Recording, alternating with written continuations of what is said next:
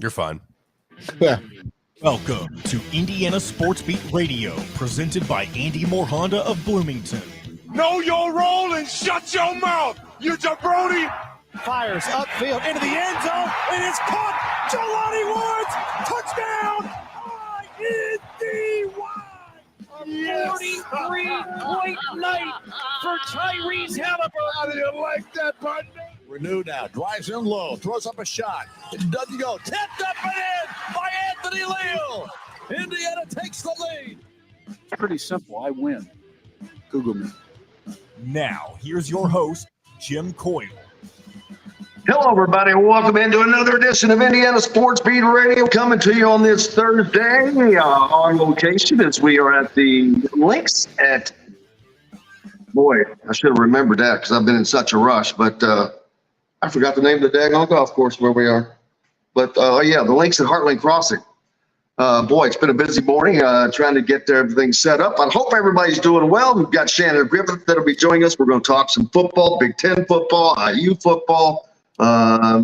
Chris Denari from the Pacers after a little hiatus, and the man, Bob Kravitz, will be here with us live on location as well. Shannon Griffith joining me now. Of course, don't forget, we are powered by Andy Moore Honda of Bloomington. Just go to andymoorehonda.com and get more to your door in the best and new and used vehicles.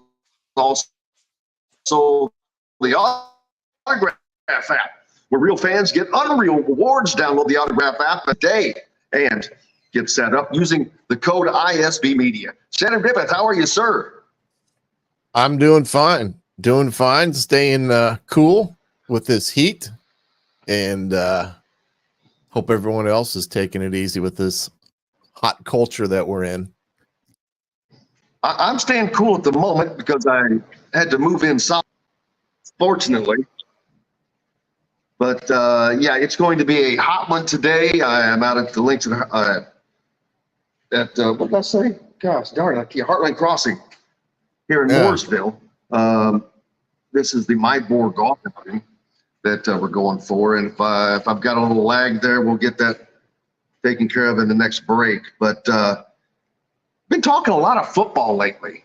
And, you know, this buzz that has been around Indiana has just been – it's still just sitting there, but it's hovering. It's ready to pop off. And this could be, God, I hate saying these words. And every day I've said this week, but I'm like, every time I talk about IU football, I'm starting to sound too much like a homer. And but I look at the schedule. I know the changes that I've made, and I'm like, this could be a great year. The schedule set up for everybody wants to follow that up with, but it's Indiana. And so, and there's something to that, because sometimes I think it just becomes psychological, Shannon. Sure. I mean, I think everyone can relate to the preseason excitement, irregardless of maybe who the head coach is, so forth and so on, because you're all 0-0.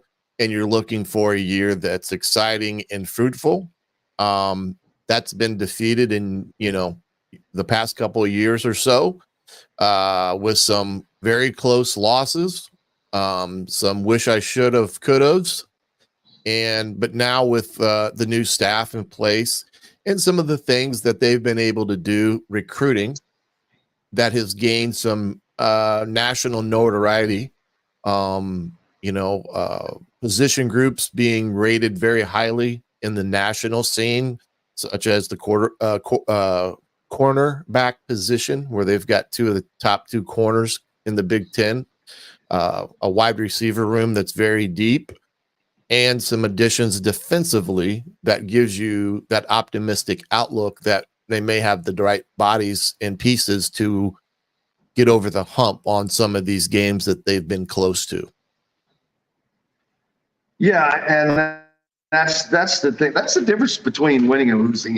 A lot of times is just believing that you're, as a team, believing that you can win, whether it's on offense, believing that you can take the ball and on a last drive go down and score, whether it's getting 3 or 6 on the board, but when you absolutely positively have to have it, there are just some teams that you see that have that capability. And a lot of times when that starts and ends with the quarterback to begin with.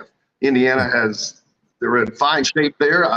I was without question would have bet $100 that without question the starter would be Curtis Rourke. After the spring game, I'm like, I don't know. Taven Jackson made a great jump. So and it's nothing against Curtis Rourke. It's just Taven Jackson just looked that much better than he did last year. Yeah. And I think Taven did what he needed to do to show at least some growth in the spring with Coach Signetti. I do think Rourke is going to be the quarterback that gets the keys to the car to start the year.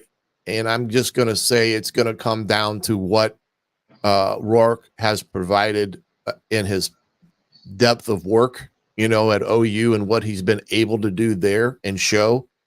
And I don't quite necessarily think they feel Taven is consistent enough. And that's been his problem, is consistency.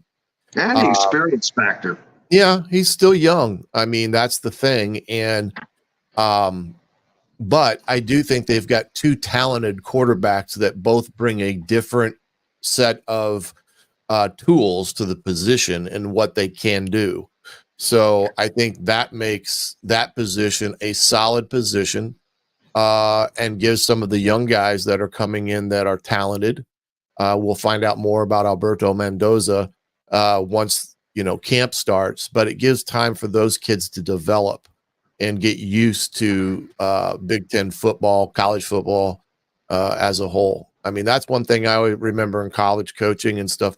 It is a big jump, irregardless of what level you go to, from playing high school football Friday nights and being the best guy on the field to now being in a college environment where the game is 10 times faster and everybody that's out there was all team, all state, everything on the roster. So development will be the key for those young quarterbacks. But I agree with you. I think there's a tangible excitement and optimism with what has so far been shown by Coach Signetti and the staff as a whole.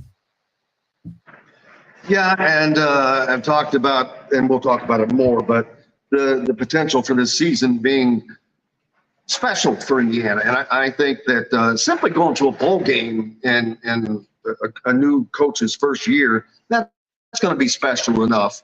But I'm not thinking that. I'm thinking that 6 wins that would be an average season. And I know how hard that is for people to believe.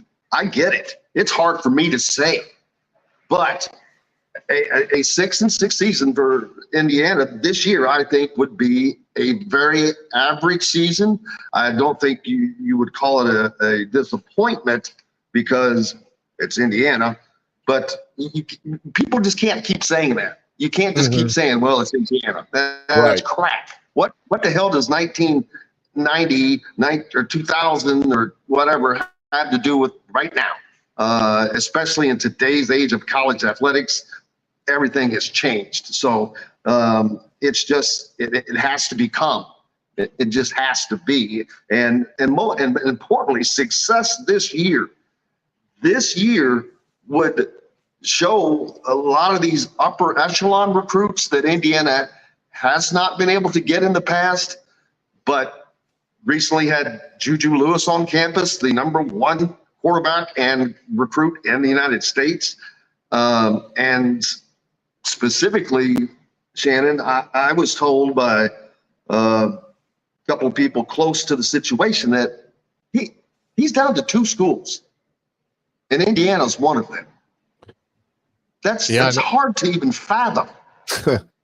I think we both discussed that a little bit last week. But But like I said, and I think we both have said it, I don't think you can underestimate the relationship that he has, Juju, that is, with Tino, and what he's been able to develop with Shanahan and Signetti. And it goes beyond just the relationship that was here at Indiana, because this goes back to when they were James Madison and Elon and those type of things, and the relationship Tino has back to the kids. I think he was a junior high school kid. So, yeah. I was thinking about something you said there about, how things in the past have kind of put the damper on a season. And hopefully that's something they can overcome. I mean, I go back to that Louisville game last year where they take the drive, they get it inside the 5-yard line, 4 attempts, and can't get it in, and how much that game basically painted the picture for the season, because it was a continual problem offensively. This team and Coach Signetti, I'll guarantee you that'll be one of the things that he'll be working on through camp, is those situations where they've got to have something, and either the defense has to step up and make a play or offense. And that will be the huge difference, because those one-score games, that's where you have the kids that you're recruiting, the big-time kids, Rourke and all the others that are a part of this program. They're going to make the plays. And that's where I get optimistic of seeing what is there now and how they've elevated that talent in the room to not get down there inside the 5-yard lines and not be able to do the basic things like run the football into the end zone. Well, and not just that, but there's nothing to me that epitomizes, and like I said, nothing but love and admiration for Tom Allen, but nothing epitomizes the Tom Allen era more than that Louisville, the 4th and 1 call in that Louisville game. Just an absolute boneheaded call to where you're on the freaking 2-inch line or whatever, and you're going to hand the ball off 6 yards, 7 yards behind you. Ridiculous. That and the unexpected by the staff onside kick from Tennessee in the Gator Bowl a few years ago. Mm-hmm. Those two were just two of the most critical decisions. Games that could have been won. The Gator Bowl, that would have been huge. You're knocking off an SEC opponent in a bowl game. Get out of here. You haven't won one in 30 years, and to lose it because of the coach not being on top of things. That was the epitome of that. That is not now. I guarantee you that kind of crap would never happen under Kurt Signetti. No, and I think that's the point of emphasis that he brings to the table about what they've been able to do in the past in terms of winning those one-score games or, one-possession games that he's done at James Madison in their magical season a year ago. It's a mentality. It's a mentality that permeates from the head coach down, that when you get to a certain part of the field that you're going to be able to do things to get the thing in the end zone. And you're going to have an offensive line that comes off the ball and doesn't get stuffed. And I think that's one thing with Coach Bobstead he's been able to accomplish with some of this group of kids moving forward. And the sheer fact that Kurt Signetti kept him as the lone holdover on the staff also says a lot. Absolutely. Because his resume proved why he should have been kept. And I think Coach Signetti is very diligent in his background and was happy with keeping him on. We've got to take a break. We're at the Links at Heartland's Crossing, just around Mooresville, southeast of Indianapolis today for the My Moore Golf Outing. Shannon Griffith with us here. We'll be back with more right after this. We'll be right back for more Indiana Sports Beat Radio with Jim Coyle, presented by Andy Moore Honda of Bloomington. In the market. Jeez Louise.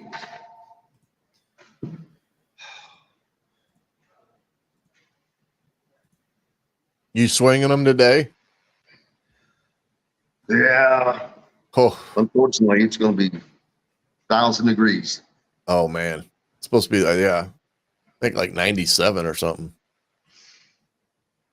Yeah, I Did you talk to Bryant? Is that what you were getting at when you were? yeah. Oh, well, yeah. But we can't talk now, but about that stuff. But yes, Good. and Garrett. Yeah. Well, you know how I feel about Bryant. He doesn't look old enough. No. I asked him, I said, how long you been with? And he told me, I'm like, dude, you don't look old enough. Yeah. And I didn't mean that as yeah. I was like, wow. He's had a fast track in his coaching career, but overall, he's a good-looking kid that is loving football, and he's single, which I always give him crap about, just because he needs to find I got himself. him confused, and there's someone else that I was talking to that's not and just had a baby. That may have been it wasn't the D-line coach, Pat Kuntz. Yeah. Yes, it was. Yeah, I could see that. He was a good high school player and played at Notre Dame. Really good high school player. Oh, he played at Notre Dame? Yeah. He doesn't look it now, because those big guys always slim down. That's amazing. I mean, Yeah. Sometimes I've seen guys where I'm like, what? I always tell people, I said, you can always tell if you got in a room with a bunch of old college football players, the real lean and slim looking guys, 9 out of 10 times they were former offensive linemen or defensive linemen, and the short body fat guy in the corner, he's usually the quarterback. That was, the skinny guy in college, but he couldn't maintain it because of too many. All right, here we go, guys. 10 Pops. seconds. Top Shock Market and Table, a part of the Wild Food Group, is your butcher, baker, and fish house, no matter where you live. This segment is brought to you by the Chop Shop, home of the Indiana football and men's basketball coaches shows. Welcome back to Indiana Sports Beat Radio with Jim Coyle, presented by Andy Moore Honda of Bloomington. Welcome back on this Thursday. It's going to be a hot one. I don't care where you are. As a matter of fact, yesterday I was looking up. I'm like, well, let me pull this up. I pulled up my radar on my phone, and it was just nothing but that heat red just covered the screen. I'm like, I had to keep pinching it down, and it's like the half of the country. And I said, all right, I started looking up Michigan. So Grand Rapids, it was 96 degrees in Grand Rapids, Michigan, which is like 3/4 of the way up Michigan. Yeah. That's not far north. This heat dome is. So can you imagine? Yes, I can, because I did it. But practicing football in this heat in the 80s was brutal, because then you got water when the coaches got thirsty. You ran until they got tired. Yeah. One of those deals. But today, of course, they're a lot wiser, keeping guys hydrated, keeping them cooler. And it's good to see that, because it ain't no fun out there, Jude. It ain't no joke. Yeah. Nowadays, they would push practice to earlier in the morning if necessary, or into the evening if you had lights for practice. Yeah, I remember those days in colleges going out like this, and you did 2 practices a day in this. Yeah.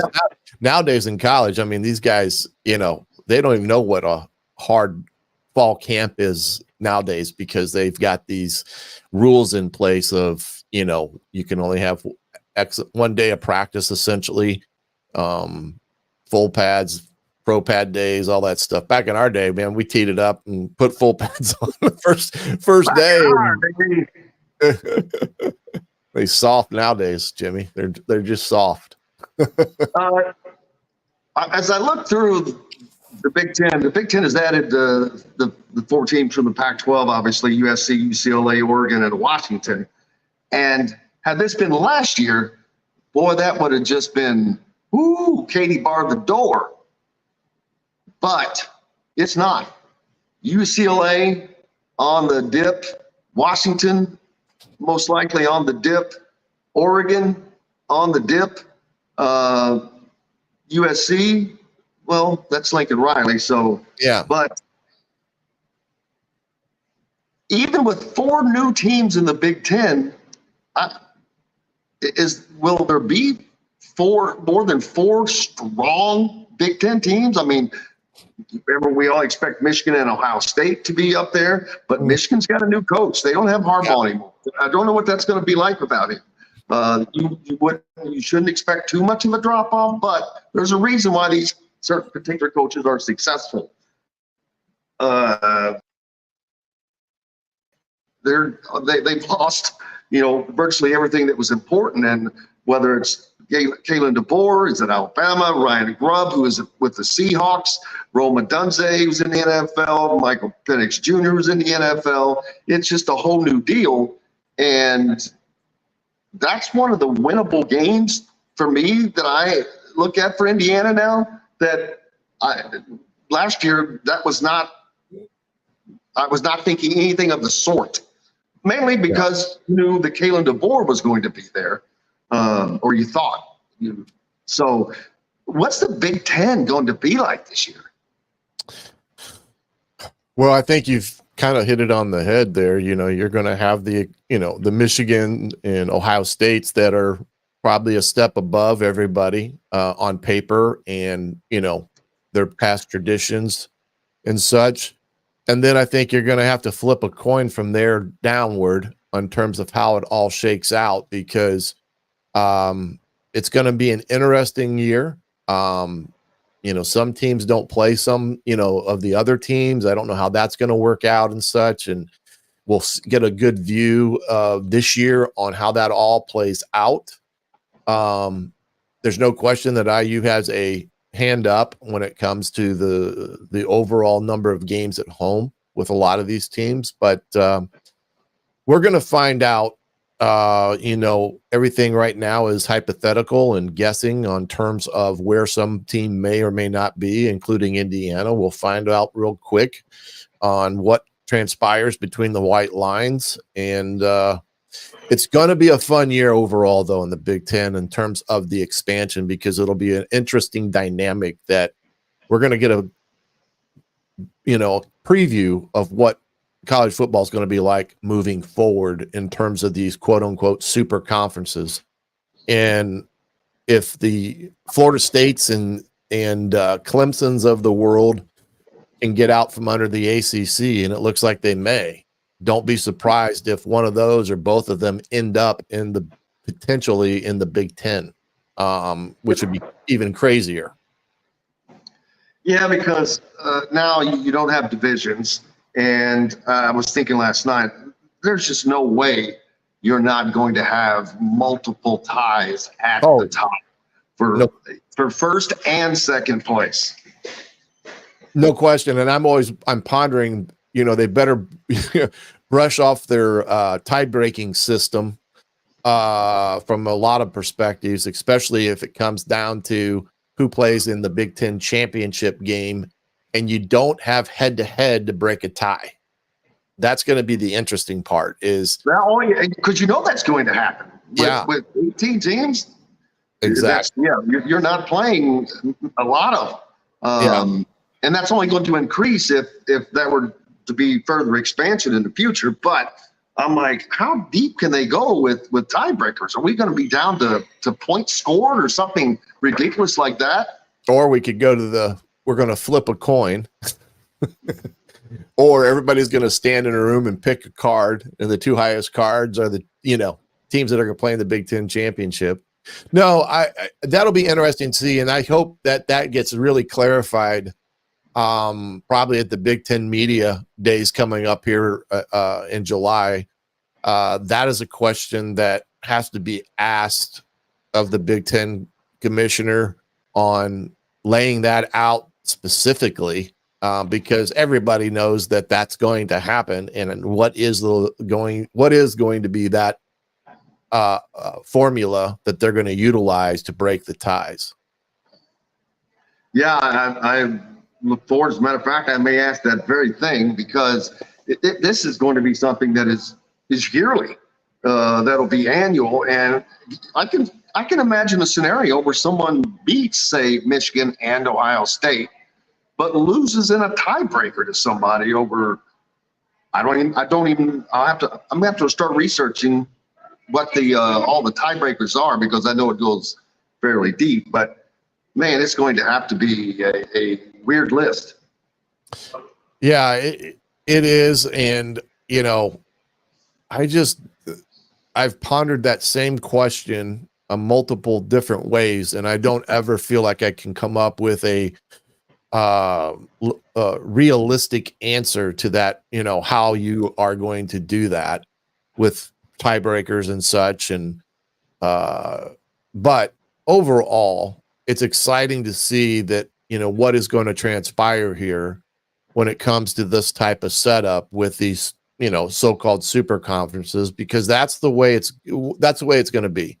Who knows, a year from now, they all may break free from the NCAA, have a totally different setup and alignment, and how that all is going to play out. But until that happens, we're going to be able to sit here and ponder those questions until the cows come home, to figure out what is going to be the answer and who's going to have the right answer. We've seen a few decommitments for Indiana, but the commitments continue to roll in for the Hoosiers. And most importantly, it seems to me that they are really, I don't want to say focusing, but defense seems to be something that is definitely at the forefront. And if I had to pick something that my concern would be going into the season, how's this defense going to play, especially in the middle? Yeah, that's going to be the $64,000 question coming out of the spring game. I think we all realized that defense was going to need some retooling. I do believe they've addressed that on a lot of fronts, which I think, in my mind, they addressed the needs that they had via the portal. So I do think with what they play defensively and how aggressive they play, that it helps them when they're a little bit light in certain areas. It's kind of the old smoke and mirrors philosophy, as we used to call it. And on the recruiting front, I've said this before, there's going to be kids that commit and decommit. That's just the way it is nowadays. It's going to happen. And until you see them sign on a dotted line, you can start getting really excited about them. But there's going to be a lot of them between now and then that will probably decommit from Indiana and go somewhere else, and there's going to be some that decommit from other schools that come to Indiana. I mean, that's just kind of the way the ball bounces in this recruiting game. But as you said, they've addressed that. They're addressing it not only with veteran type of players through the portal, but they're also addressing it with talented young kids that they're looking at for the 25 recruiting class that will replace some of these guys that maybe graduate out. And I think Cignetti has a right formula, blueprint on how he likes to do things, both with the true high school player that they're recruiting now, and the portal players that they add to the missing pieces that they think. Yeah, and high school recruiting is still a little different than basketball right now.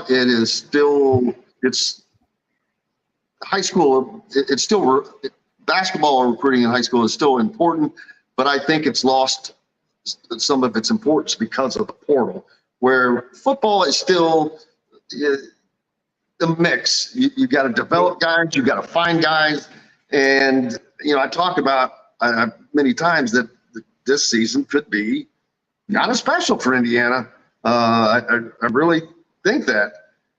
But that will not only bring a special year, but that will kind of turn the tide a little bit on this recruiting and help enable Indiana to start getting these bigger, better recruits. Never had a 5-star, landed a 5-star. Any of the 5 stars that come out of the state usually head elsewhere. Mm-hmm.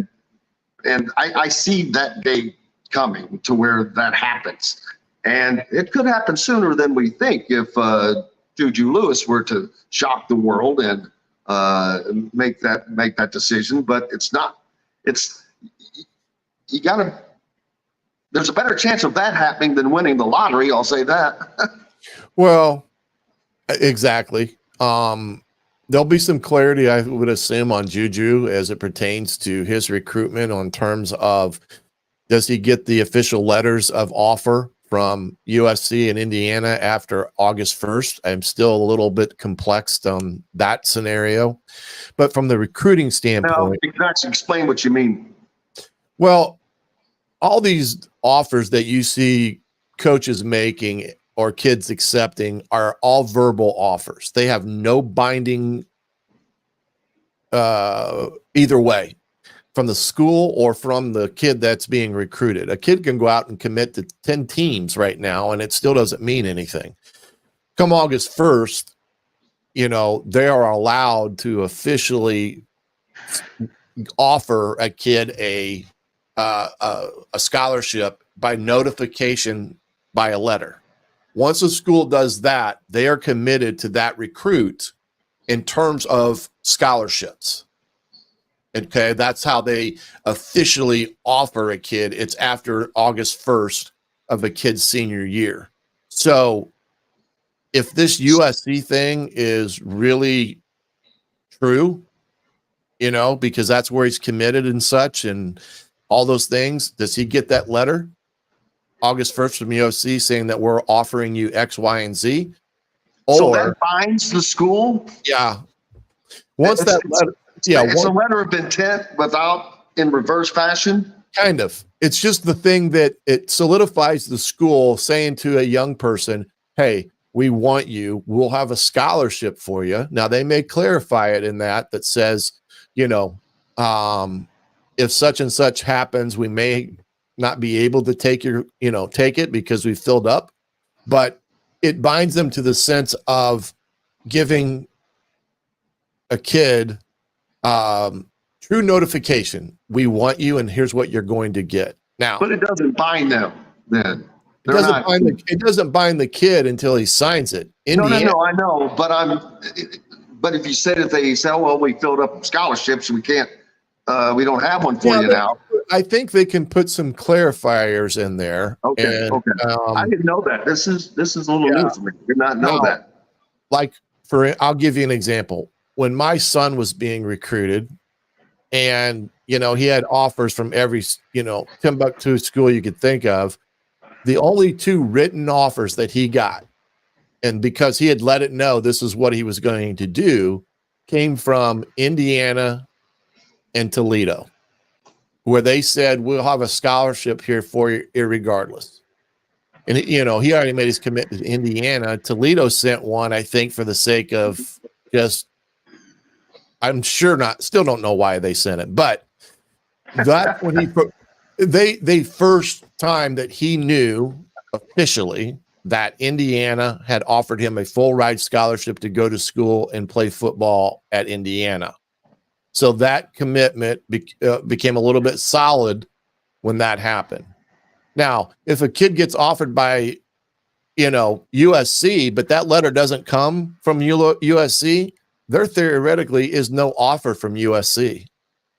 It's all, a play by them marketing wise that they're going to offer every team out, the kid out there to put their name in the spotlight, so to speak. So I never understood it on why schools offer so many kids because it makes the head coach job a little harder when he has to juggle on who's going to be a guy that we're going to actually send these letters to. And you'll see some kids that have maybe committed and all of a sudden fall off of a radar for whatever reason. A lot of times it's because they didn't get an official offer from a school. So that happens August 1st, I believe they can do that. And then, of course, on the other end of that is the letter of intent, the LOI, that once a player signs and returns to the school, basically binds them to the school, but they can ask and be released from these LOIs, just like Kanan Catching recently was from Purdue. Yeah, and I get that. I mean, I know in some cases there's a rhyme and a reason for it, but in this day and age, and again, I'm speaking from past experience, so who knows? I'll have to go to the NCAA and get it officially written in the definitions of this. But nowadays, when you've got NIL money, scholarship money to go to schools from somewhere, this is where a school's got to have some rhyme or reason to have some protection against, like you just said, a kid taking off and going somewhere else, but also taking 50 grand that they said, if you commit to us and write your name on the paper, we're going to give you. And all of a sudden the kid bolts on them and they don't have, and they're $50,000.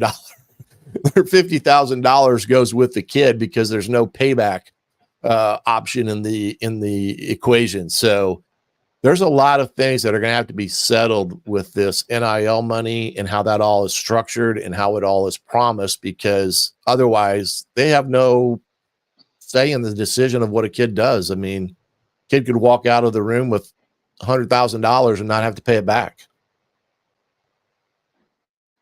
All right. So you've looked at Indiana's schedule as much as I have. What are your expectations for this season? I've looked at it on a lot of fronts and who they're playing and such. I think the first half of their schedule or so is a moderately difficult schedule, not overly difficult. So I do believe they can have, get to that 4 or 5 win mark potentially in the first 6 games of the year. And then the second half of the schedule gets much tougher. And that's where these first part of the schedule for them is overly critical that they get wins in, because they step into the other side of that schedule, it gets much tougher, and especially it's in the teeth of the Big Ten. So I think 6 wins is doable, but I wouldn't be surprised if they had 7 or 8 wins by the time the season's over. It wouldn't surprise me, because I could see this team getting on a roll, feeling they can beat anybody and everybody and get confidence from the early part of the schedule to go in that second half with a lot of confidence and a lot of belief in what they're doing. And if that happens, then I definitely see them in that 7-8 win category. So I look at 6 as to me, the linchpin. Go ahead. Yeah, to me, the linchpin game is UCLA. Sure.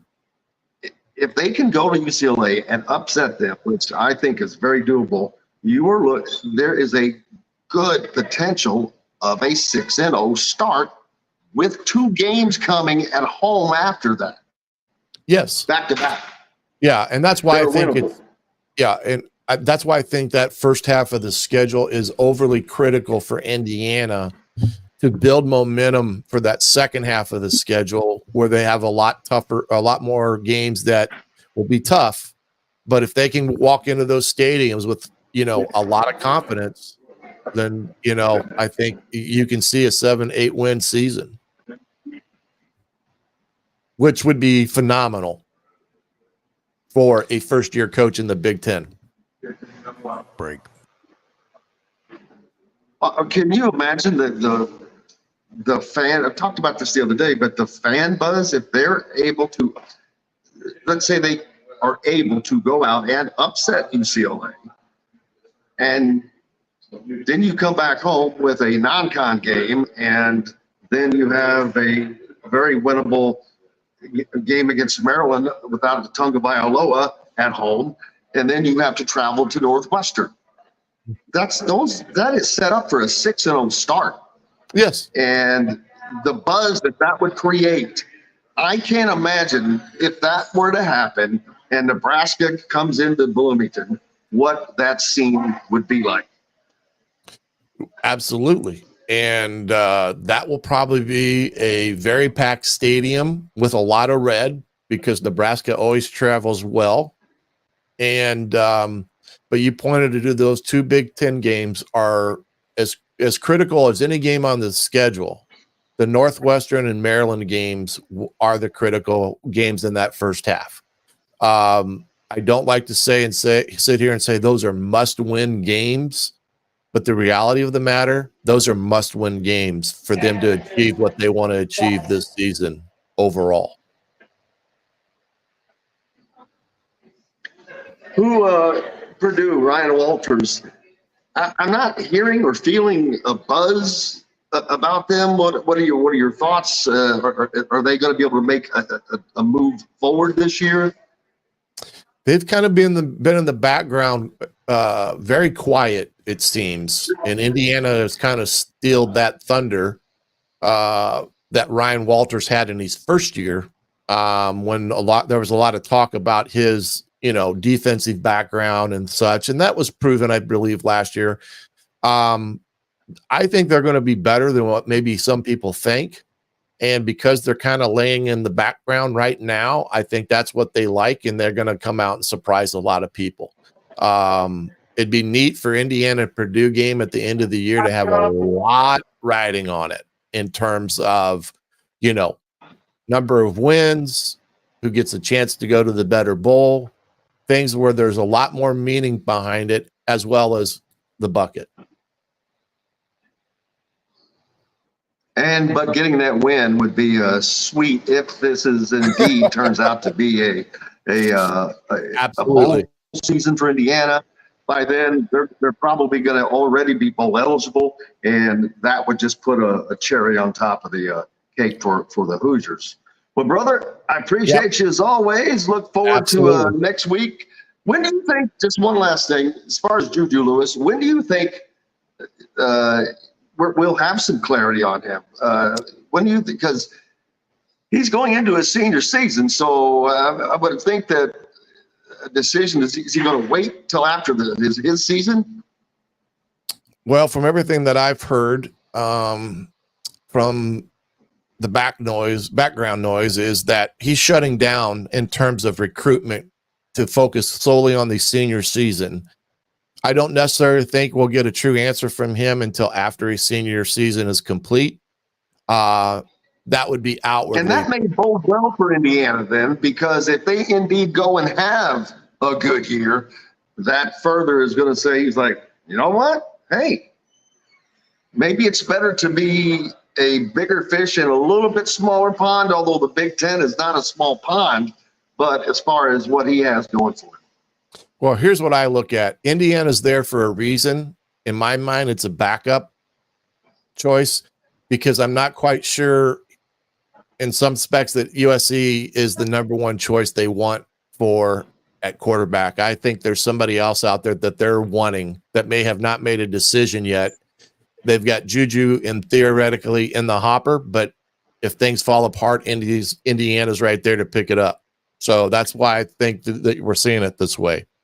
How crazy would it get if Indiana were to actually land the number one recruit in college football? Well, I believe there'd be a lot of people out there that would not believe it, but it would set a standard in that recruiting game that could ultimately transform the class in terms of getting his commitment that ultimately may lead to him bringing along other players that maybe Indiana wanted and they weren't in Indiana's top 5. Crazy. Indiana basketball has never had the number one recruit on campus for a visit, but Indiana football now has. I know. That's mind-boggling. Shannon Griffith, appreciate you, my friend. Make sure you check out his podcast, that he has called Hoosier Tailgate, right? Yep, absolutely. Is there a certain time for that hit to drop? I'm gonna have one this evening with Dylan Sin. We're gonna talk a little bit about everything in terms of Indiana football as a whole, and then I'm gonna have a special guest on probably Sunday or Monday, and I'll confirm that. Yet. Huh? I know. I'm working with you. Asked me yet. I'm working with your agent. Okay. You have your people call my people. That's right. That's right. You're a little bit too cheap. You're a little bit too steep for me. Yeah, right. Shannon, Griffith, appreciate you, brother. All right, partner. Have a good one. Stay cool. We'll see you next week. You betcha. Shannon Griffith joining us here on Indiana Sports Beat Radio on this Thursday as I come to you from the links at Heartland Crossing, the Mybor Golf event. Cheryl Sizemore involved in this from Remax Realty. And speaking of the devil, if you or know someone in the market for a home in the Indianapolis area, you need Cheryl Sizemore and her 2 decades of experience. It could be the difference between getting the home you want or not. Reach out to her, Cheryl, at IndyHomePros.com. Back with more Indiana Sports Beat Radio after this. We'll be right back for more Indiana Sports Beat Radio with Jim Coyle, presented by Andy Moore Honda of Bloomington. If you're looking for a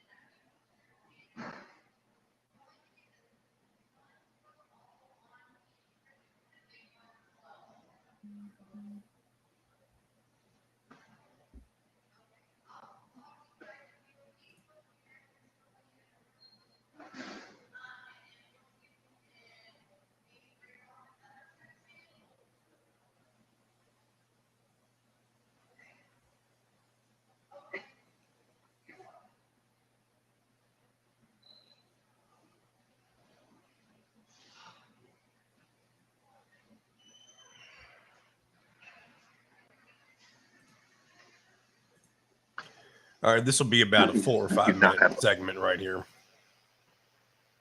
Perfect. And then Chris Denari will be on after that.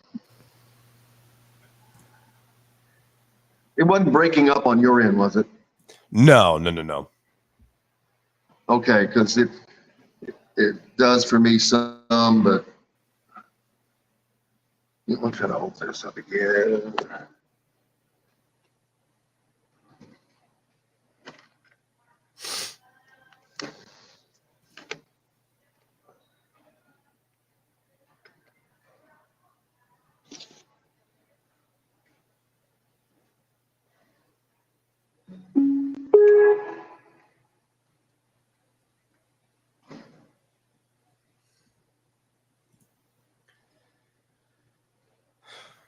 It would be great if we had a pause button, wouldn't it? I guess it would be great. Do you hear me? Yeah, can you hear me? Yeah, I said it would be great if we had a pause button.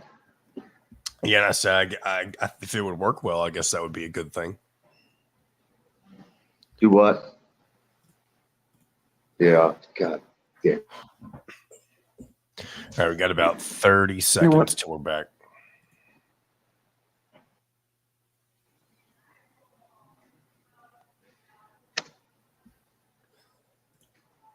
All right, here we go. And 2024 Honda Pilots, HRVs, CRVs, Honda Ridgelines, payment free for 90 days. Or get 0.9% APR financing for 36 months on a 2023 Honda Ridgeline. Go to AndyMooreHonda.com and get more to your door. This segment is brought to you by Freethink Apparel. Welcome back to Indiana Sports Beat Radio with Jim Coyle, presented by Andy Moore Honda of Bloomington. Hey, welcome back. It's Thursday, Indiana Sports Beat Radio coming to you from the links at Heartland Crossing. I'm in Mooresville today. supporting the MyBoard golf outing. Cheryl Sizemore, big part of that, and all the realtors out there. Looking forward to. Now I'm lying. I'm not looking forward to being out there in this 90-degree heat. I ain't gonna lie to you. But our man Bob Kravitz will be here as well. He'll be joining us live in a little bit. Don't forget our friends in Fort Wayne. Stay tuned after Indiana Sports Beat Radio for the Sports Rush today.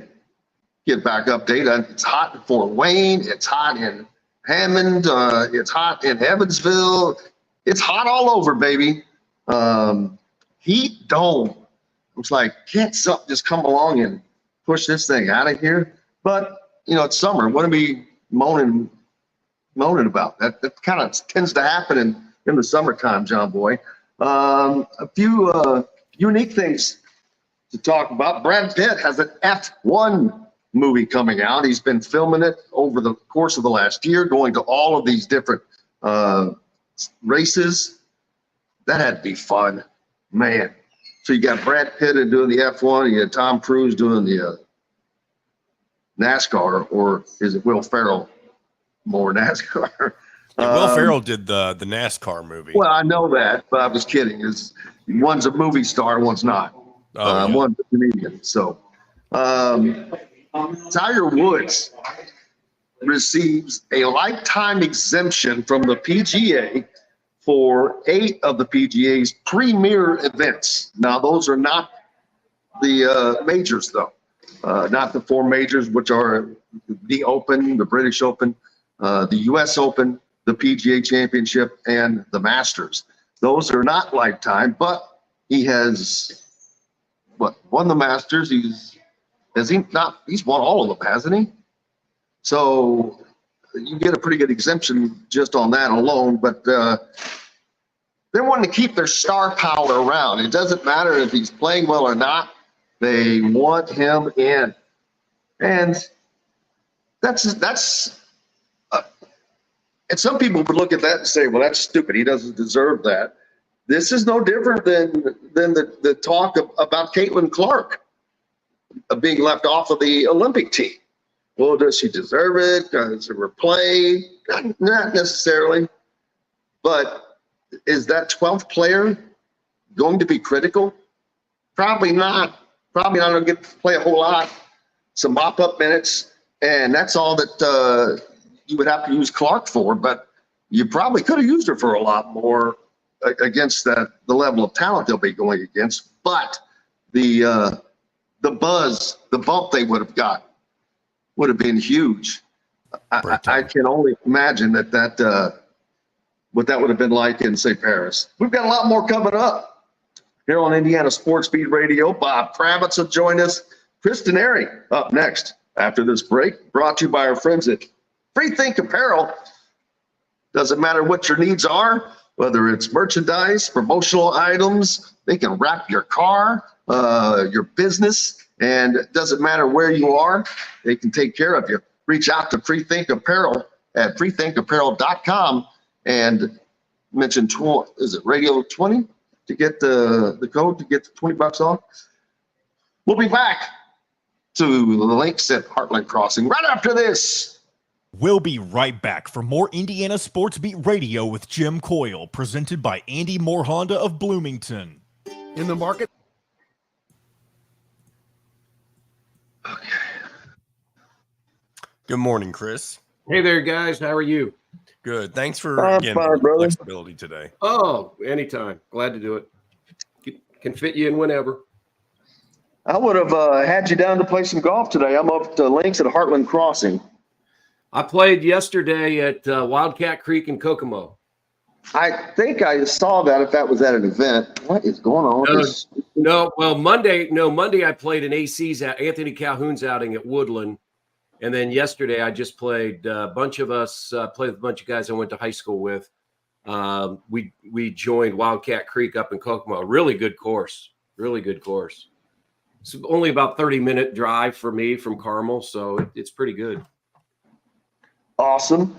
How hot out there, huh? Yeah, fortunately yesterday, I tell you what, Monday was hot. And it was an outing, so it took a while. Yesterday we played in 3 hours and 40 minutes. Cloud cover was good, so I mean it was warm, but it wasn't as bad as I think we thought it would be. Today there wasn't a lot of sun yesterday, which was good, so it wasn't beating down on you. Yeah, well, I'm going to be doing that in a little bit, and I am not looking forward to it. I'm not lying. Yeah. Back in the day, I played Heartland Crossing a number of times, especially when I worked, many years ago when I worked at UIndy.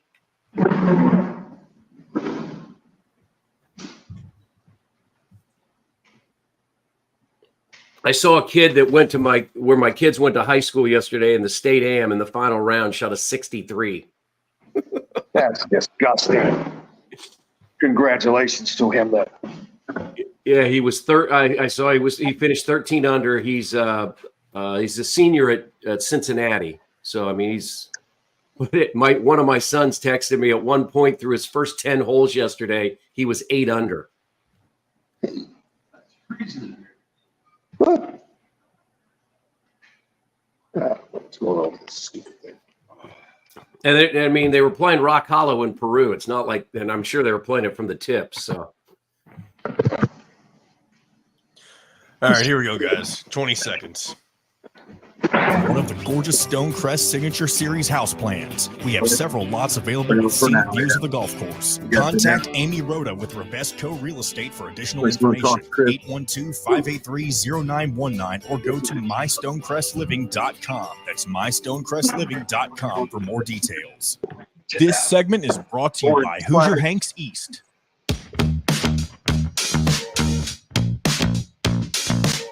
Welcome back to Indiana Sports Beat Radio with Jim Coyle, presented by Andy Moore Honda of Bloomington. Welcome back, Indiana Sports Beat Radio, here on this Thursday from the links at Heartland Crossing in Mooresville. Chris Denari of the Pacers joining us, and a very special guest as well, our friend Bob Kravitz sliding in there. Have you guys, how long has it been since you all talked? Well, me and Denari? Yeah. It's been fairly recent, Yeah. I mean, probably during the playoffs. And yeah. I haven't seen you I haven't seen you at Prairie View, man. No, I haven't been at Prairie View. I'll tell you where I'm playing. A bunch of us joined Wildcat Creek in Kokomo, which is a really good course. I played there yesterday. I've played there 4 or 5 times already. Good. A bunch of guys I went to high school with. We have a lot of fun. And then my CrossFit coach, there's a number of us that have been playing up there. And it's only it takes me a half hour to the south side of Kokomo. Really good course. It's been a lot of fun. And so we've done that. It's funny, yesterday, Bob, it was 5 60-year-olds.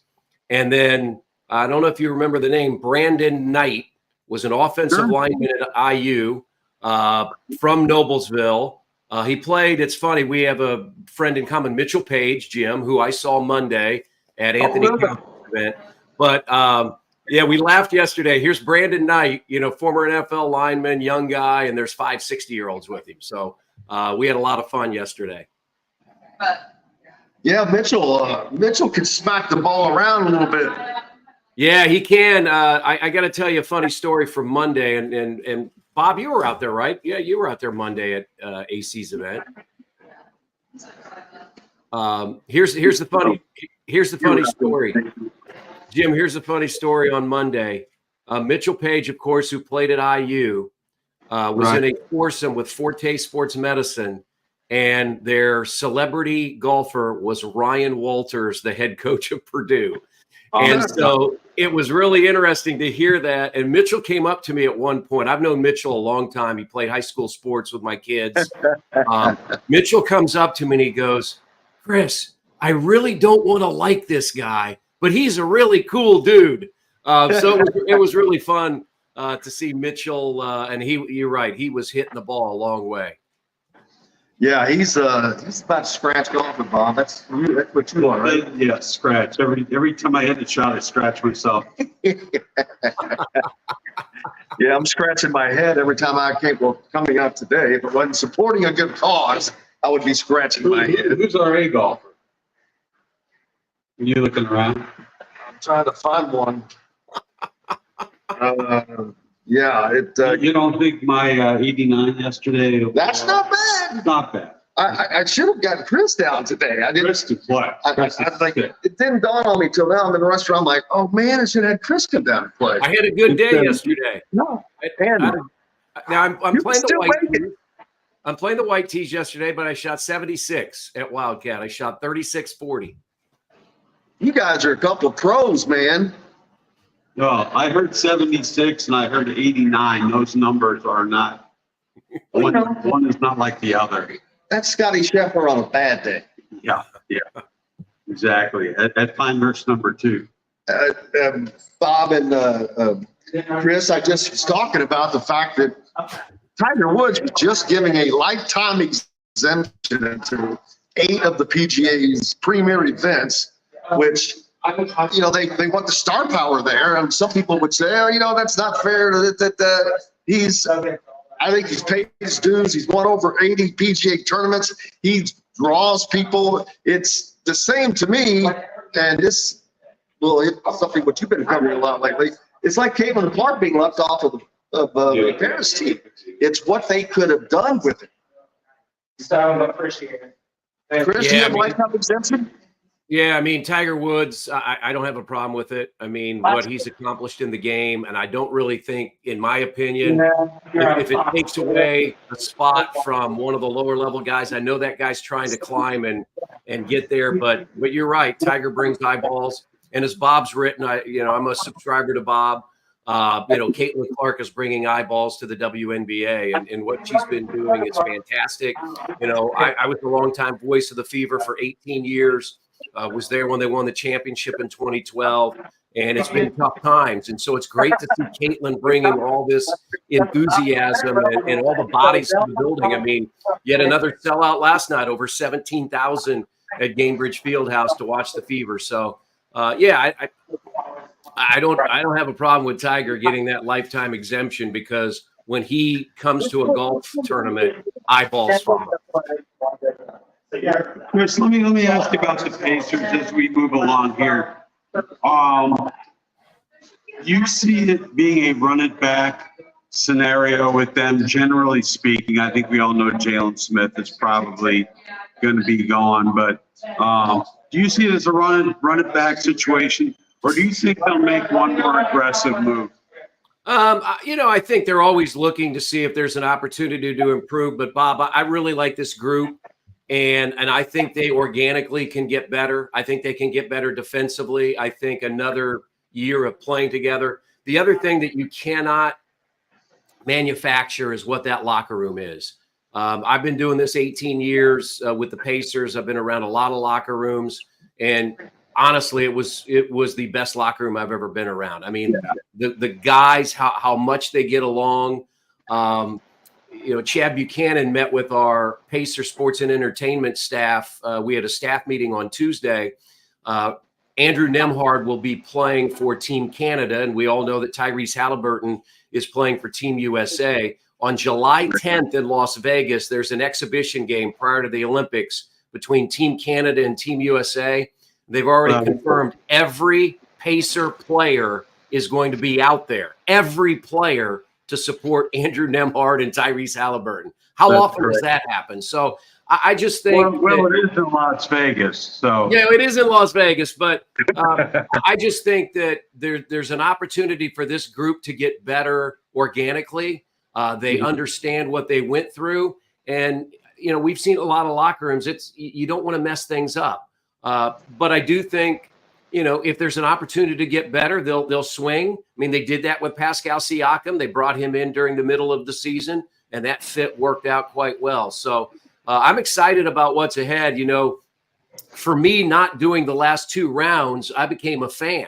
And so for that Boston series in Game 3, after they do the lineup announcements for the Celtics, they ran that video, and it said Eastern Conference Finals. And I had to sit there a minute in awe. It'd been 10 years since we felt that. So I think they're on the cusp of something special, and I think for the most part they're going to run it back. Now that Siakam is done, and by the way, I think getting him at 4 years as opposed to 5 was a real master stroke. I'm glad they were able to reach that conclusion. But is Nembhard then the next guy, and what are the options regarding Andrew Nembhard? Yeah, I mean, I don't know all of the the contract things and those kinds of things. What I have read, like everybody else, is they have the ability, I believe, to extend Andrew Nembhard because he was a second-round draft pick. And then you get into if you offer an extension, if you don't offer an extension, then he becomes a restricted free agent. But I clearly believe that Andrew Nembhard is a key part of this franchise moving forward. Again, another great draft pick. I mean, the first pick of the second round a few years ago has started well over 100 games for the Pacers. So, yeah, I think he's an important piece. I think he proved in that Boston series what he can do. So I think he's really important. The other thing will be Obi Toppin. He's a restricted free agent. I thought he had a really, really good year, and I thought he really adapted from moving out of the starting lineup to a bench role. So yeah, there are still things that the Pacers have to go through here during the month of June, leading into the draft and free agency. But I think everybody feels pretty good about what they have. Chris, I know that like in college teams, when they finish their season, if it's on a successful run, talk about trying to ride that wave into the next season. Pro, it's a little different no matter what the sport is, but there's still a lot for the Pacers to ride on with the core coming back. And as well as they played this year, they played the Celtics, the world champions, well. So that has to be sitting there. That just has to whet their appetite.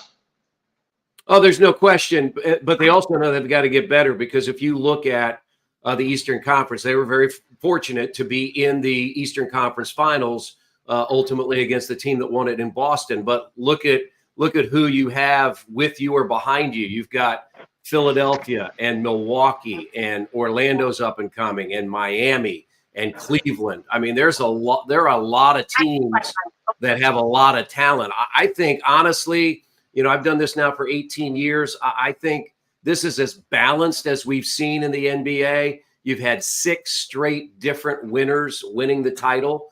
And so I think even if you look at the teams that don't have great records, they have good players. And so a lot of these younger teams, and the Pacers are one of those, are going to get better. But so too, as I just mentioned, Orlando. If Orlando adds the right piece, I think, in the backcourt, with Wagner and Banchero and all the talent that they have, all of a sudden they could be a top 4 or 5 team. So I think, Chad Buchanan said that, I thought, very well. He goes, we're very pleased with what we've done, but we can't stand pat.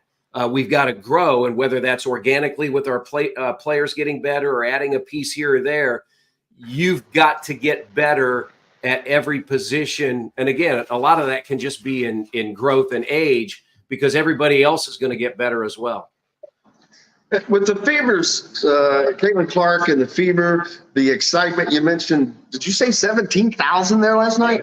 They had 17,000. I think they've had 3 or 4 sellouts, and I think the other crowds have all been 15, 16,000. Yeah. I'm under the impression, I believe I heard this right, that they will have no fewer than 15,000 a game the rest of the year. I think that's pretty safe to say. And last year was what, 4? Yeah, last year 2,067. Yeah. Wow. So they hit that number in the 4th or 5th game of the year. Right. That is utterly amazing. Instead of getting a bigger salary, Caitlyn Clark should have just said, I'll tell you what, I'll take a cut of increased ticket sales, baby. Just give me a cut at the gate. Exactly. Because that is going to be a tremendous. Her next contract's going to be sweet. Well, and I think one of the things that's what you're going to see, and Bob probably knows better than me, is, when they get into the new CBA, I mean, there's going to be great growth in the WNBA. And Caitlyn clearly is a part of that. And I do think the league was rising. I mean, like I said, I did it for 18 years and was there in year 1 when the Fever were an expansion franchise in 2000, all the way to when I left and doing the games in 2017. Was a part of it when they won the title in 2012, back to the finals in 2015. There was a lot of interest, but not like the numbers and the people and the national notoriety that you're seeing now. So, yeah, I think the NBA with its impending media rights deal is in great shape, and I think the WNBA is as well. I mean, we've said this, it's a great time to work at PSNE, at Pacer Sports and Entertainment, when you think about what the Pacers accomplished, getting to the Final Four of the NBA, Caitlyn Clark coming to the Indiana Fever, and what you feel like the Fever can do, not just this year, but in the future. Really, really special time for all of us. Chris, you and I are about the same age, the difference being that you look good for your age and I do not. But we both grew up prior to Title IX. And I was talking with Christine Brennan about this last night. She was at the game from USA Today. And she said, thinking about what it was like for women back in the 60s and 70s, where, a couple of tomboys played sports, but they were considered outliers. And to see what is happening to women's basketball and women's sports in general is just unbelievable to me. Yeah, you're right. What you've seen, of course, in basketball, what you're seeing at Lucas Oil Stadium right now with the swimming, the Olympic trials, Katie Ledecky and all of those fantastic athletes, what's happening in women's pro soccer. You're right. I grew up, when I was a kid, my dad was a high school basketball coach in Ohio. At that time, girls basketball in Ohio was like Iowa. It was sort of 6-on-6, and certain players couldn't move past half court, those types of things. So to see the growth, and for me with the WNBA, this is it's the 25th year of the Fever. To see the growth and how much better the players are from 2000 to 2024, it's really, really cool to see. And being the voice of the Fever was great for me, because I had, even though I'd worked at the college level and worked at the University of Indianapolis and worked at Butler, I had not done a lot of women's sports. And so for me, the opportunity to do that with the Fever all those years, I think was great for me, gave me a whole new perspective on sports, and, really thrilled that I was a part of it for so long. And I still am. I'm just in a little bit of a different role as far as Pacer Sports and Entertainment is concerned. But, you've got to tip your hat to Herb Simon and the Simons for what they saw with David Stern years ago. And as you said, Bob, to see where it is now, it's great to see. And sometimes being a mid-market team has its advantages. And I think with this WNBA team, that seems to be one of those cases, because it doesn't get lost in, if you're in New York, there's a lot of things to get lost in. Indianapolis is a great sports town. Well, it's one of the greatest sports towns in America, but it's not too big to where a sport is going to get lost. No, and I would say this. I mean, Bob writes about it, and the morning shows on radio and the newspaper and TV. Caitlyn Clark, Indiana Fever basketball, top of mind right now. That's great to see. Yeah. It's not just Pacers. It's not just Colts or IU or Purdue or all those kinds of things.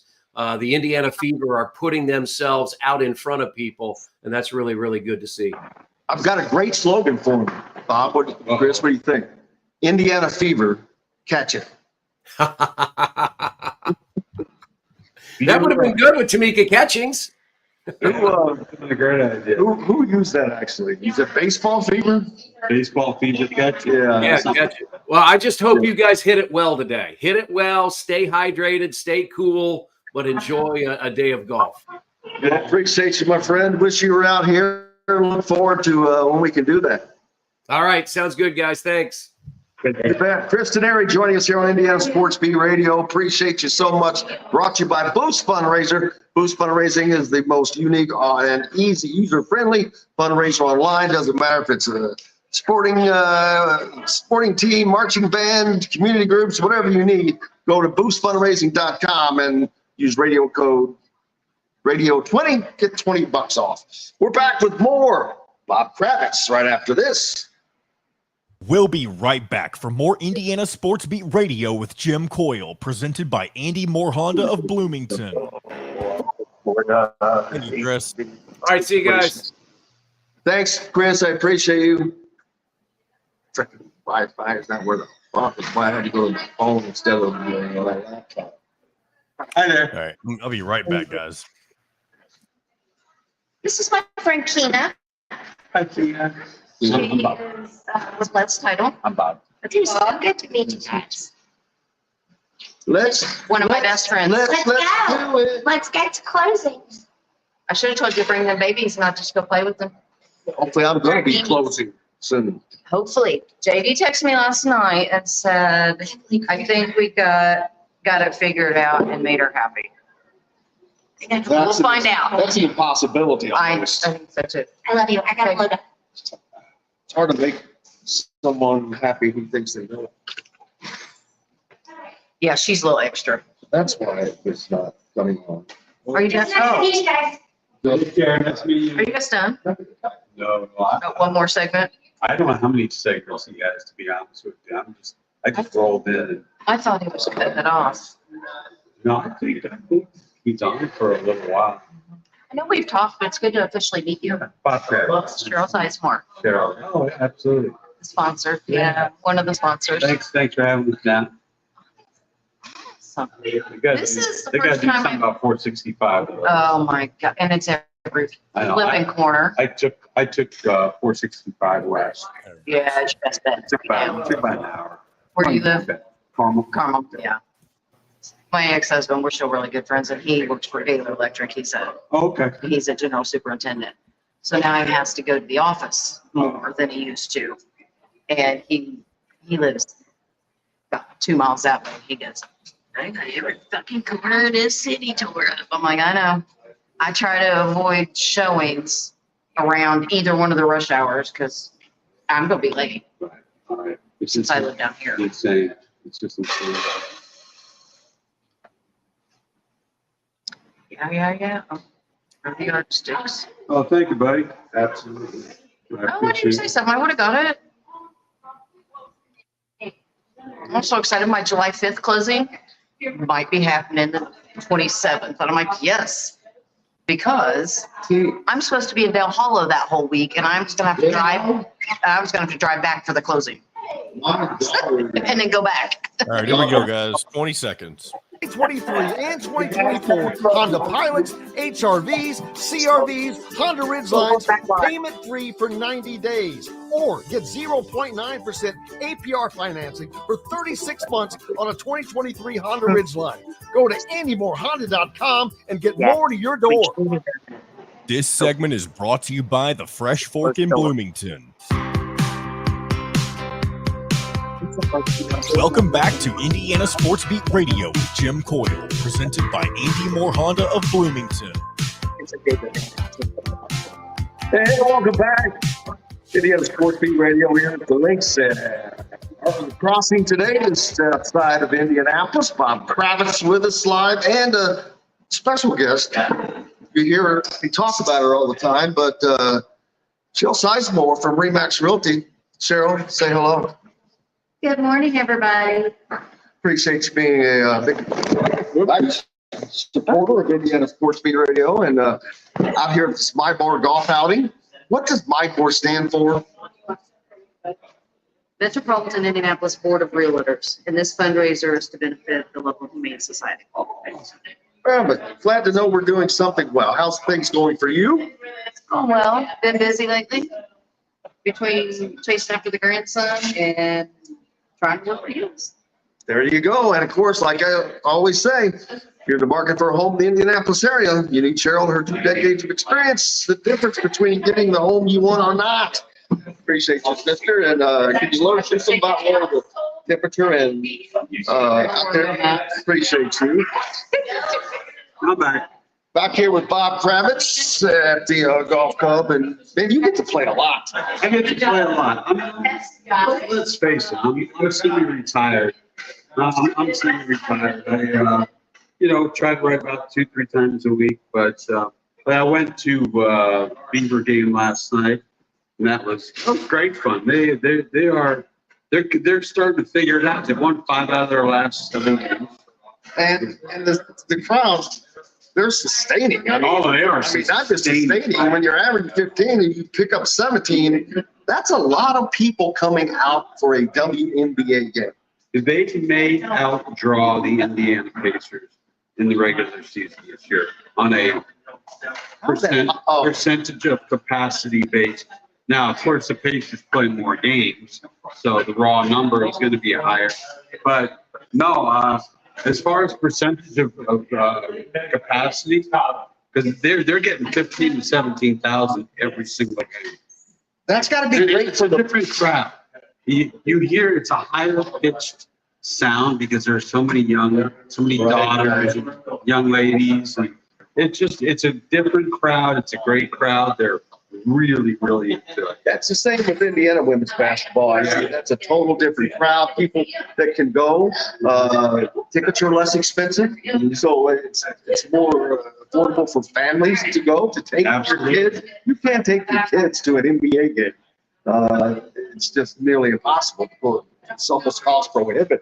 But this allows the family to get out and support something of the community. Yeah, and they've gotten a lot better. You know, keep in mind, they played 11 games in 20 days, and every single game was against one of the top 2 or 3 teams in the WNBA, and they got their brains beat in. I mean, they were 1-8, 1-9. They were not good, and they were getting blown off the floor almost every night. But now they're in the stretch where they play I think it was 3 games in 15 days or something like. I don't remember the number exactly, but they have a more humane schedule now, so they actually have time to practice. If you watch those first games, you thought this team has never practiced. Well, you know what? They didn't. They never had time to practice. They were always. And imagine that start with all the travel. If they were still traveling on commercial, that would have been a total cluster. Oh, hey. But the fact that they're on charters certainly helps significantly. But they're starting to become a decent team. Well, and that's kind of like Seinfeld when they first came on. You just got to give it a chance. Got to give it a chance. Get their sea legs. Absolutely. I like Seinfeld from the very beginning. Well, who doesn't? I do not. Yeah, I mean, I saw him live in Cleveland at a small comedy place just about 6 months before he started Seinfeld. Wow. And he was talking about how he's doing a show with this Larry David guy. And he said, it's about nothing. It's just observational humor. It's exactly it. It's about Larry David's life almost. It really is. I mean, he's the genius. He's the degenerate genius, not degenerate, but he's just such a goofball in life, in real life. Yes. Watching Curb Your Enthusiasm probably gives you a more better insight into his crazy life, because he's one of those people. He's like, He's like everybody I grew up in New York. And Kramer was a real dude, a real character. The Soup Nazi was real. It's funny how many of those were real characters that they were able to pull out. Oh, the one, when you're doing comedy, you write what you know. You take, I've actually taken a class in comedy writing and stuff. You write what you know. You take bits and pieces of observational humor from your daily life. You take the mundane, twist it, and it becomes something really unique. Speaking of unique, that would be you. What's your latest in the hopper? Well, I wrote about Caitlyn yesterday, and how I wish we could just write about basketball with her. I'm getting so sick and freaking tired of all these isms and intersectionality, whatever in God's name that is, homophobia, racism, this, that, the other thing. Let this young 22-year-old woman from Iowa play basketball. She shouldn't have to answer some of these questions about how her name is being weaponized. It's just, I wish we could start the whole damn thing over, because it's been awful from the very beginning. And I'm wondering, is this more like at the feet of the WNBA itself, the players and all this? A little bit.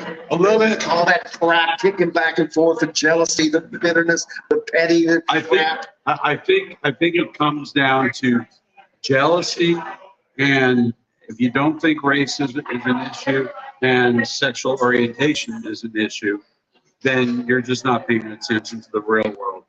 And I think, I think that's a big part. And some of it comes down to the writers, some of the journalists who go into these things with these deep-seated issues, and they project them onto Caitlyn Clark and write that narrative. And I just think it's unfair to her.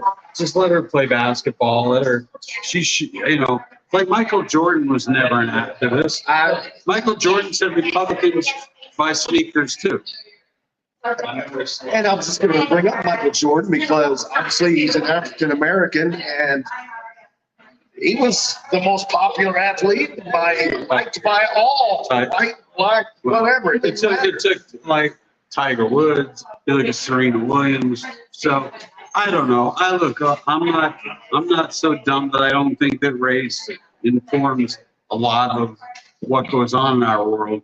But this has been excessive, both from the players' point of view. I mean, Angel Reese now talking about her mental health. I'm like, wait a minute. You wanted to be Dennis Rodman. If you can't handle the heat, then don't walk around trying to be Dennis Rodman. Dennis Rodman didn't care. I mean, he has mental issues. And he was completely nuts. But I'm not dismissing her mental. I mean, if you want to be concerned about somebody's mental health, check out number 22. Yeah. There's no one that has been through it more than she has been. Right. You can tell she's. Who was? The writer that went to Ball State. I can't think of his name right now. From Indianapolis. Also an African American, but he wrote a piece a while back on how if people aren't careful, they're going to ruin a good thing. That you're not talking about Jason Whitlock. Yeah. Okay. I'm reading.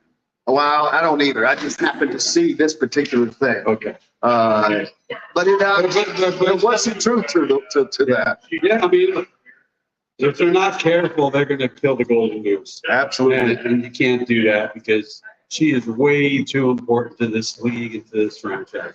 John Boy, we're going to take a break. Brought to you by the Ugly Grouper. And you see right on my eyes are there today. We've got more coming up with Bob Kravitz here on Indiana Sports Beat Radio. Be back with that right after this break. We'll be right back for more Indiana Sports Beat Radio with Jim Coyle, presented by Andy Moore Honda of Bloomington. Okay. In the market for take it. Wish I'd have been back here to begin with. You grab those 2 boxes. I brought next chair too. Sons of bitches.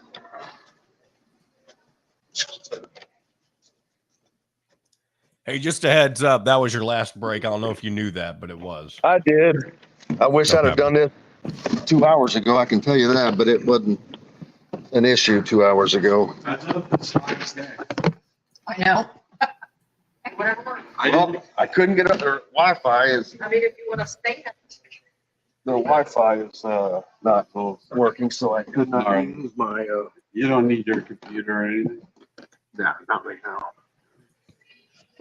Well, how much longer do we go? Just one more segment. One more segment? Awesome.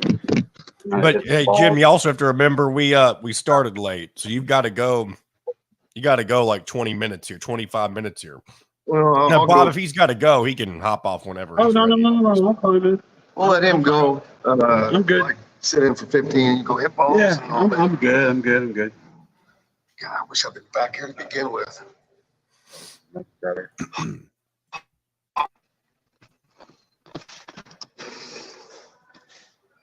All right, you got us both, John. I don't know why this thing's so small today. Yeah, I got you. You're good. Sound okay? Yeah, sound is good. What are you writing about next? not named Caitlyn Clark? Well, probably Pacers. Something Pacers. You know, it's just what they need to do next, and I don't know. It's summertime. I'm not doing much. Got just mention BobKravitz.com once. Oh, so we'll be good. Hey, we need to copy his logo, his John Boy, his Fedora cigar blunt logo. Looks like a and put that up sometimes. Okay, that'll we can always we can do remind that me. in the future. Okay, thank you, man. All right, here we go, guys. Shop for high-quality meats, bakery items, and now fresh seafood. Chop Shop Market and Table has the largest selection of in-house made products around and everything you need to make a gourmet meal at home. Thank you. Or pick out a tomahawk steak or our Flooper filet and enjoy it cooked to perfection in Chop Shop Steakhouse. Chop Shop Market and Table, a part of the Wild Food Group, is your butcher, baker, and fish house, no matter where you live. This segment is brought to you by Reynolds Family Dentistry in Sellersburg. Welcome back to Indiana Sports Beat Radio with Jim Coyle, presented by Andy Moore Honda of Bloomington. Welcome back, Indiana Sports Beat Radio here on this Thursday from the links at Hartman Crossing down in Mooresville. It's going to be hot out there, Robert. Bob Kravitz with us from bobkravitz.com. Don't forget, make sure you're going there and getting the great content, whether it's the Fever, the Pacers, the Colts, the Hoosiers, the Boilermakers, Butler, whatever the hell's going on. Notre Dame, who knows, whatever. So if we drink beer out there, not that we would, but in theory, is that like hydrating? Absolutely. It's hydrating. There's water and beer. On a golf course, isn't it state law? I think it is state law. As one of the former greats used to say. So are you, all I need is somebody who's long off the tee. Because yeah, you're looking around again. Mitchell Page. I should have called Mitchell Page. Oh, man. Did you see him playing the other day? No, I didn't. Oh. I'm, Mitchell as awesome. I tell people, my game is much like me, short and straight. He is, hey, there's consistency in that, man.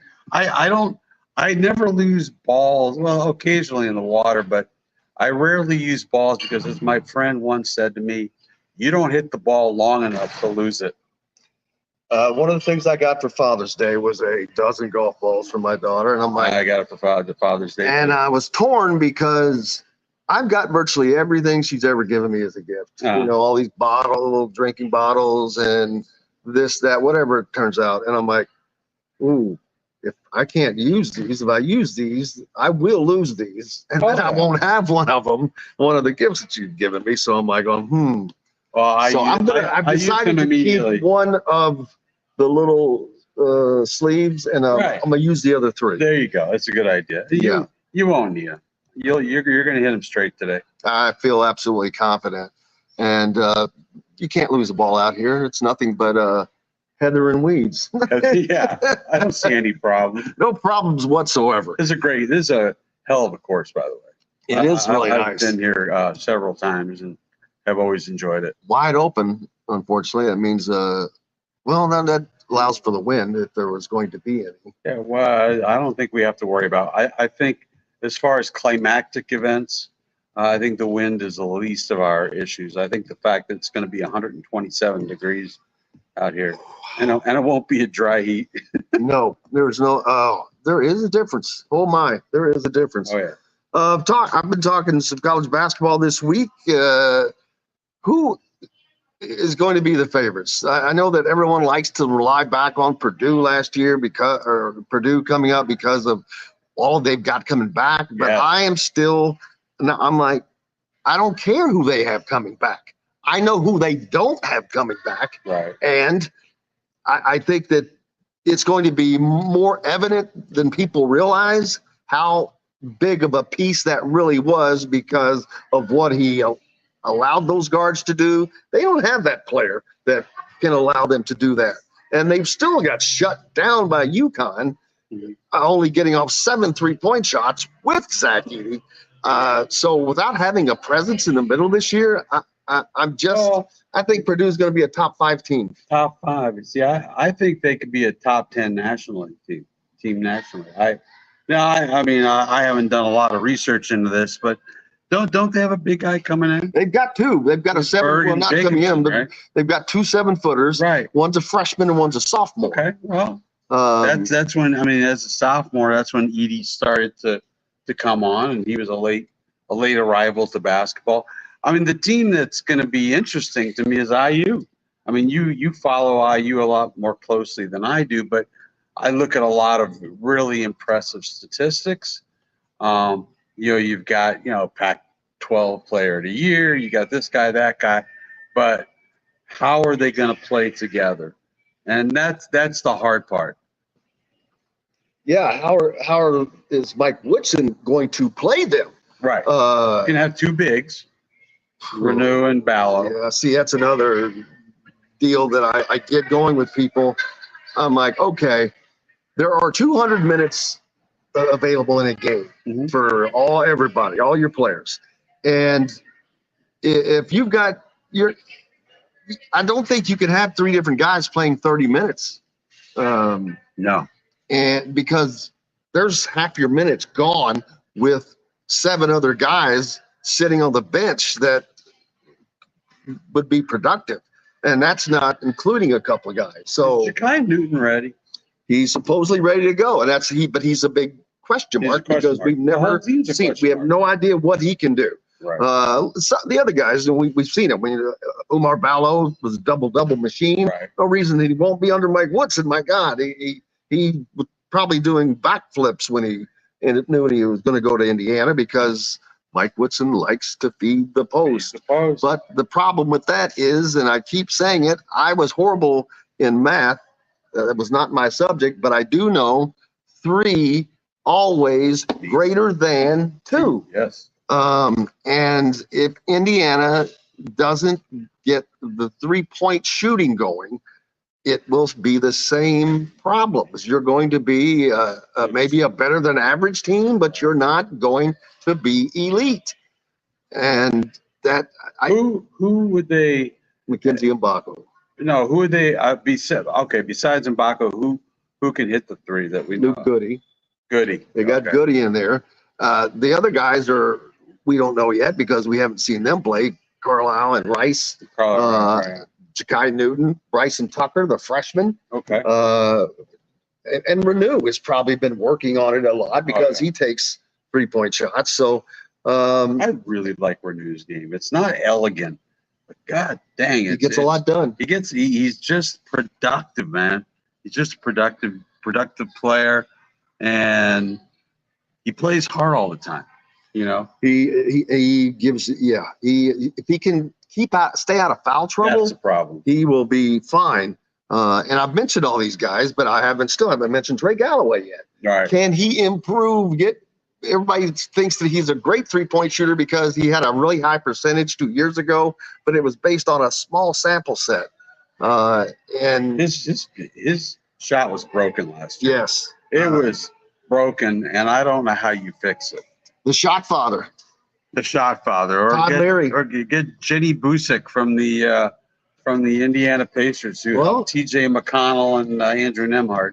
Todd worked with Trent Sisley. Okay, and not that Trent's game was bad; it was great. But that's another guy that just has a bunch of tools. Yeah, at 6'8", man, he could play the 2 if you needed him to.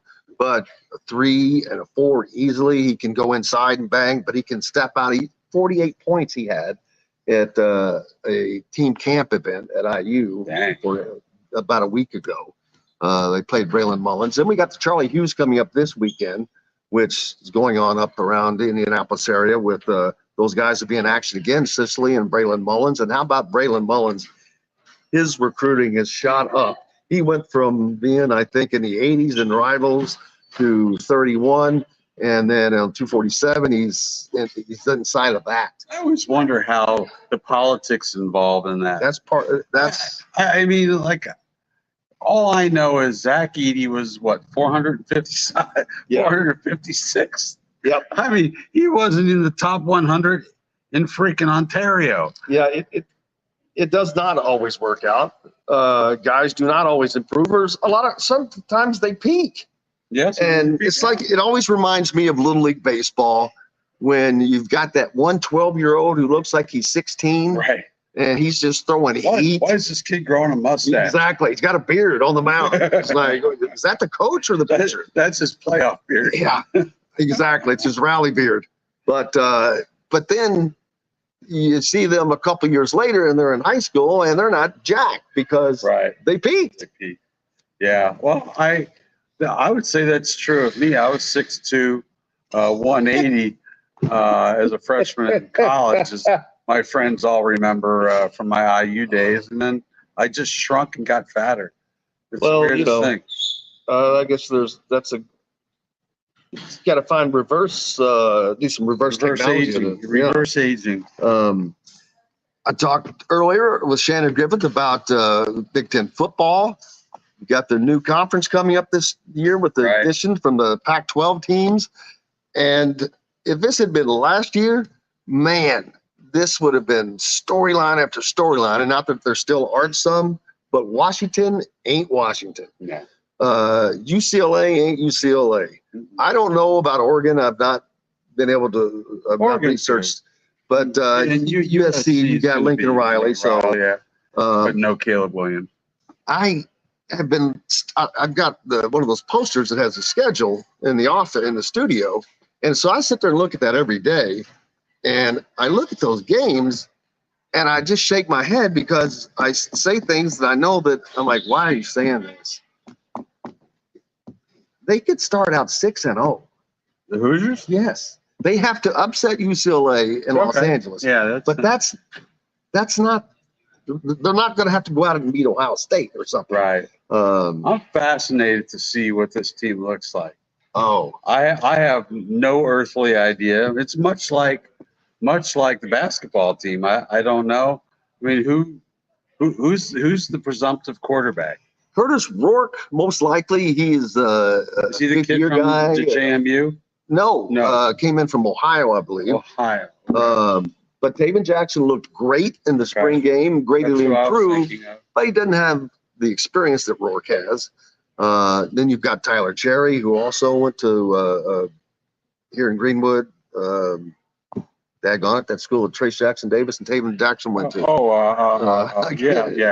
Yeah, slipping my mind at the moment. But Center Grove. And then now Indiana. Or here's something for you. I haven't tweeted this out yet. I've been waiting, and I'm going to finally. Indiana basketball has never had the #1 recruit in the country on a visit. Now, they've had some of the other guys that were close, Eric Gordon, this and that, but never the #1. Indiana football has now had the #1 recruit in the country on campus on an official visit.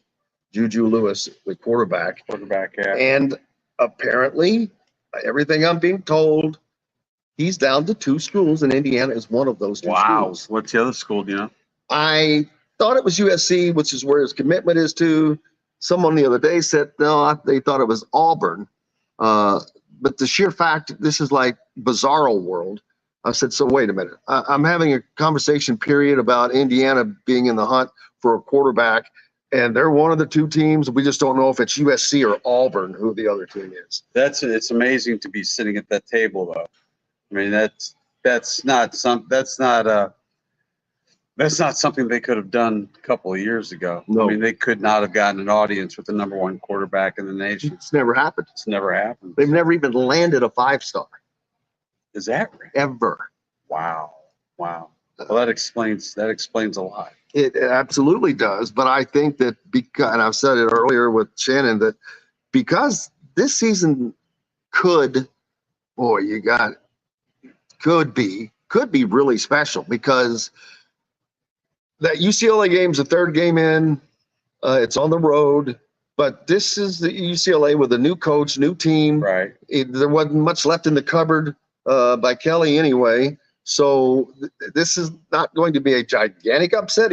But it would be in an optics sense. Indiana going to the Rose Bowl and winning. What are you, crazy? But if they could do that, get that win, their next 3 games are more than winnable because they come back home, play another non-con against Charlotte, then they play Maryland without Tonga Bailoa, and then you travel to Northwestern. Okay. You're 6-0. That would be remarkably amazing. Not only that, you've got back-to-back home games coming up after that against Nebraska and Washington, who I think, Washington was a loss to me last year. I'm like, well, they're going to lose that game. No, I don't think that now.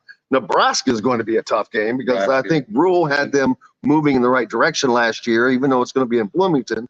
But if they were able to get to 6-0 and Nebraska comes in, Memorial Stadium will be rocking. That would remind me of this is how old I am. 1979. It was my sophomore year, and IU started out on fire. Lee Corso. They started out on fire. They went out to Washington and beat Warren Moon in Washington. That's Warren Moon, and they were like, I don't know, 3-0, something like that, 4-0. They came back home. And everybody was looking forward to the game against Nebraska. This is on national TV, and IU was never on national TV back in the day. Well, the score was 42-0, or 35-0 at the end of the first quarter. Oh my gosh! A running back by the name of I.M. Hip, ran for about 1,000 touchdowns, and as I once wrote, he would have run for 5,000 yards, but the end zone kept getting in the way. Yeah. He just went nuts. The final score, I believe, was 69-17. There were about 3 people left in the stands by the time the game ended. It was a cold, nasty, windy day, and the next day, Lee Corso showed his play of the game on his show, and it was kickoff return. He said, "Well, we got a lot of practice." He was one thing about him, buddy. He was always something. We've got a picture that we always show, the double-decker bus that he brought down, and back when the stadium was open-ended on both ends. There it is. The calling the showman, calling a timeout at Ohio State for a photographer to come take a team photo with the scoreboard in the background because you're up 7-0. Who thinks of that stuff? Lee. Yes. Didn't he come in on a horse or something, or on an elephant? In Indiana? I think there's an elephant story involving Lee Corso. I love that guy. How could you not? He's hilarious. I covered him for a year or two, and he was actually a communications major at Florida State, and roomed with Burt Reynolds, didn't he? He went out of his way to help the young writers.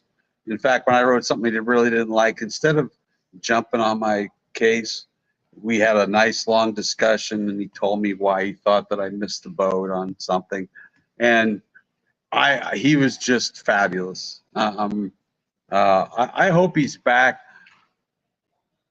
for another 10 years. Absolutely. On College Game Day, because he's obviously he's limited. Yeah, since a stroke, and that happens when you get old. But he's still such a fine human being. Absolutely.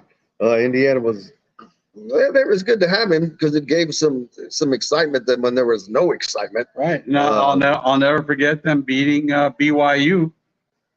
Was it Mark Nielsen? Holiday Bowl, 1979, out in San Diego. Yeah, that was a great night. Well, I fully expect this Indiana team to be in a bowl game. Do you? Okay. I think anything less than that has to be disappointing, mainly because of the schedule. We got 8 home games, man. 8 home games, and they're setting it up for Kurt, aren't they? Only Michigan comes into town. You have to go to Ohio State. There's no Penn State. Okay. So he couldn't have hand-selected that schedule any better. What do you think of Signetti so far? I think that he is very detail-oriented. I think he is very serious about what he does. He's very confident. Some would say cocky. Yeah. But you know, the saying, it ain't bragging if you can do it. Right. He's done it everywhere else so far.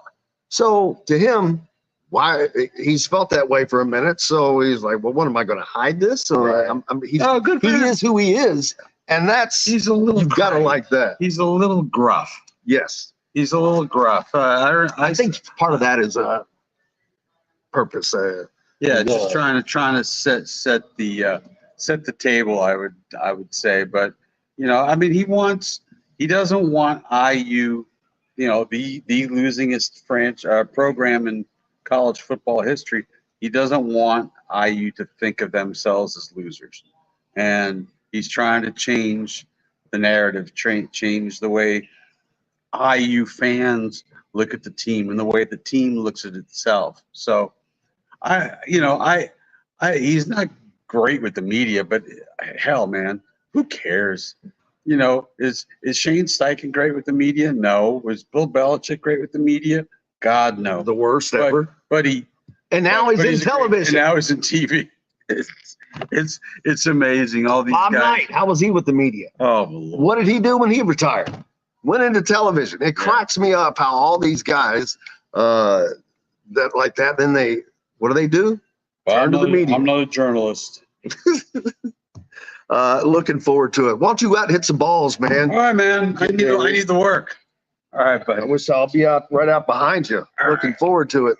John Boy, how much longer do we got, sir?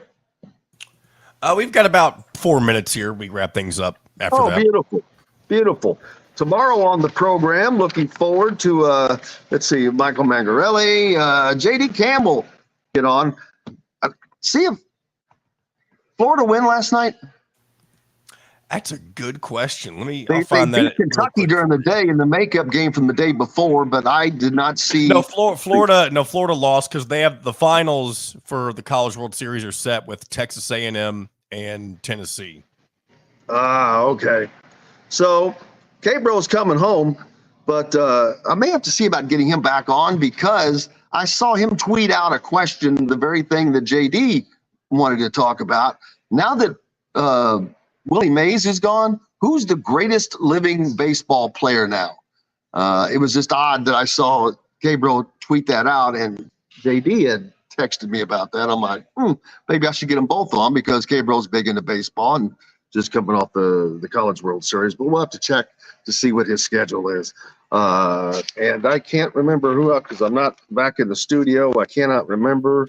You know, Zach Osterman tomorrow. He is on assignment, as we say. We'll catch up with him next week. And so we'll see what else we can put together for you. Michael Mangarelli and JD Campbell so far.